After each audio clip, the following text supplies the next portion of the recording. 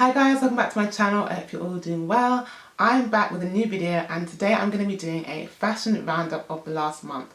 There's been so many amazing outfits I've seen in recent weeks because we had quite a jam-packed month in terms of style. There was the VMAs, Met Gala and a host of events. So there's a lot of juicy ensembles to get my hands into. I'm going to give you guys a selection of some of the best looks I noticed, give you my favourite pick and then dissect why these outfits worked so well.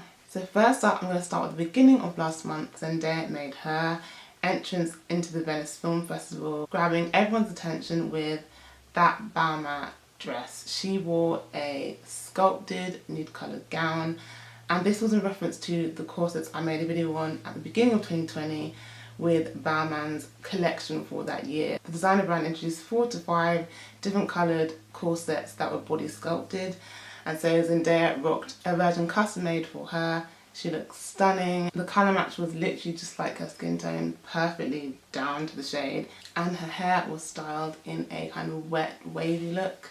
Again, top notch. And I love the green Bulgari necklace she wore with the dress, standing out with some contrasting jewellery.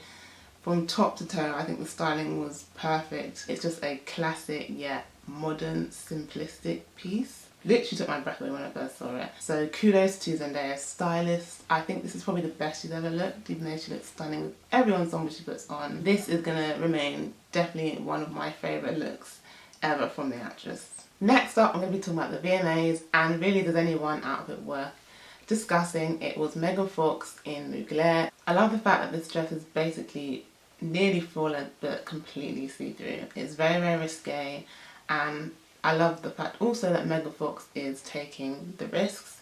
She's embracing her natural sexiness, she's elevating with this design. This is a custom-made piece from Mugler inspired by designs from their 2021 spring collection, and I think Megan Fox has never looked more stunning. She's really stepped up in terms of her style game this year. I just love the fact that she's not straying away from her sexy image that she's always been attached to. She's embracing it now she's older, and I think it just makes everything more fun and light-hearted when she does appear on the red carpet, and I really, really appreciate that.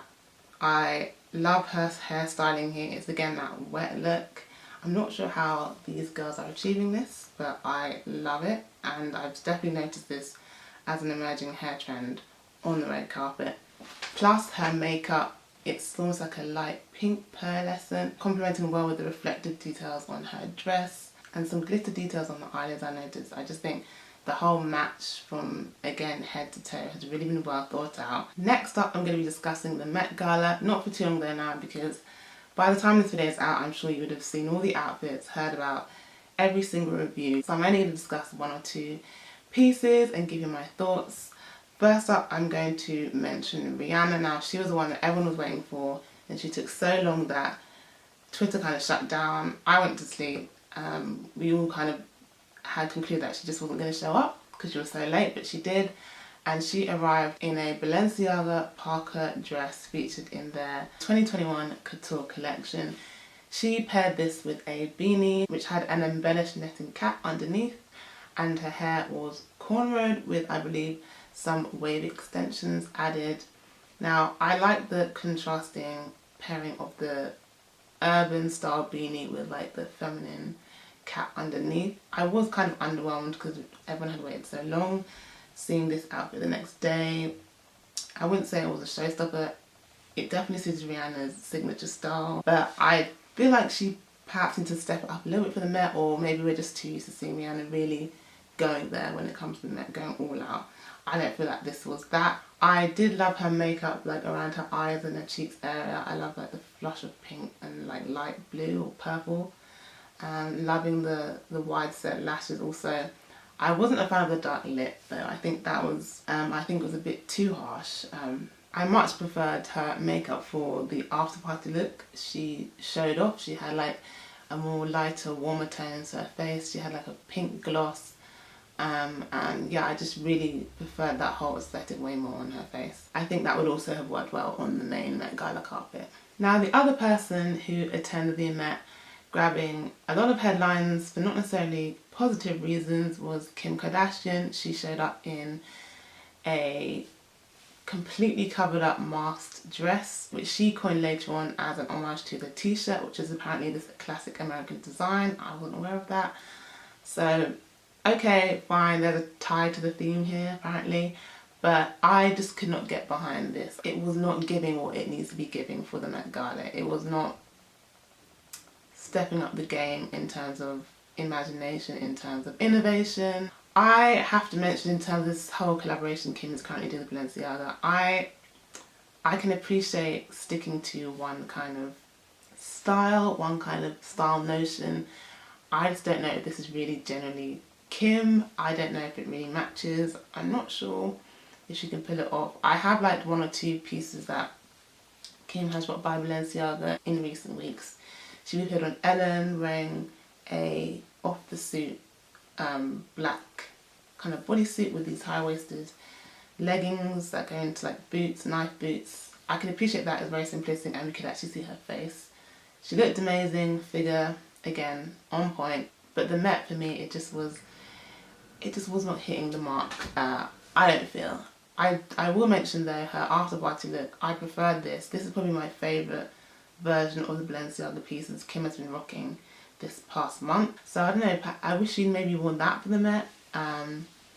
But again, it's interesting to see she's continuing to do this whole Balenciaga black drapey outfit thing, and there's not been much variation between pieces, so it's getting a little boring. So I don't know where this is going to end, but I'm kind of ready for her to change it up now. Moving on to Fashion Week, Cardi B appeared in Paris a few days ago, and she made her first appearance wearing Schiaparelli from head to toe.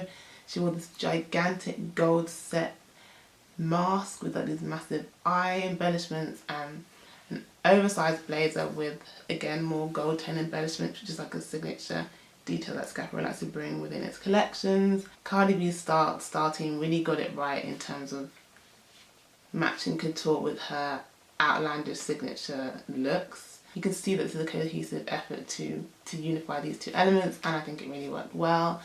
Cardi B has really stepped into her own when it comes to her style, and you know, when she collaborates with the designer brands, she hasn't seemed to compromise the aesthetic that she's always been intending to bring forth. It's like this very over the top, bold, confident image. Another outfit I really enjoyed was a purple piece she wore. It was like a ruched bodysuit turning into like a wide leg pantsuit, and that was from the designer Richard Quinn. That was another one of my favourites. Stepping forth, new actress Lashana Lynch. Now she emerged on the red carpet wearing this wide set bright yellow gown with black tooling underneath. What struck me first was the colour. I love the bold shade of yellow. And then upon going onto Lashana's Instagram, she wrote a really long caption of appreciation for the dress. It was designed inspired by the colours of the Jamaican flag, which is a heritage country, so I really love the story behind this. It's very simplistic yet very impactful, and it clearly meant a lot to her to wear that dress. And knowing now what I do in terms of the idea behind it and why they paired the colours the way they did, I appreciated it even more. I think she looks stunning, and I'm really excited to see what she's going to continue to bring forth when it comes to style in the future. That is my fashion roundup for the month of September going into October. I'd love to know your thoughts on the ensembles I discussed. Which is your favourite, your least favourite? Let me know in the comments below. Please subscribe and don't forget to click on that notifications button so you can see more videos from me soon.